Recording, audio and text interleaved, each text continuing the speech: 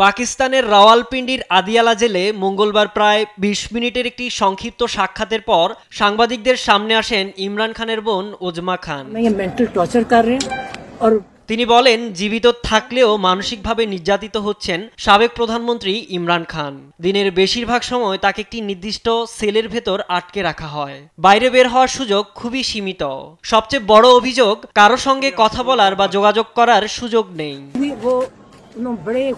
ওজমা খান আরও জানান, নিজের কারাবন্দী অবস্থার জন্য দেশটির সেনাপ্রধান ফিল্ড মার্শাল আসিম মুনিরকেই দায়ী করছেন ইমরান খান।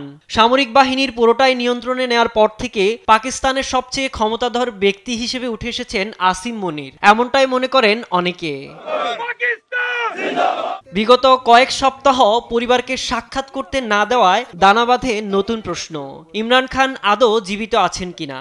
ইসলামাবাদ ও রাওয়ালপিন্ডিতে তার সমর্থকদের বিক্ষোভে পরিস্থিতি আরও উত্তপ্ত হয়। এমনকি ইসলামাবাদ হাইকোর্টের বাইরে ও সমর্থকরা জড়ো হন তার জীবিত আছেন কিনা সেটা প্রমাণ করার দাবিতে।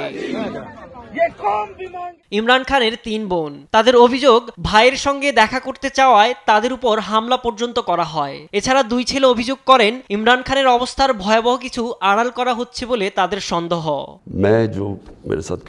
ইমরান খানের মৃত্যুর গুজব প্রথম ছড়ায় আফগান সোশ্যাল মিডিয়া থেকে। বিশ্বকাপ জয়ী এই ক্রিকেটার রাজনীতিবিদ প্রায় 15 মাস ধরে কারাগারে। তার দল পিটিআই এর দাবি, ইমরান খানের জনপ্রিয়তায় ভীত সরকার। সাইদুজ্জামান, নিউজ ডেস্ক, দেশ টিভি।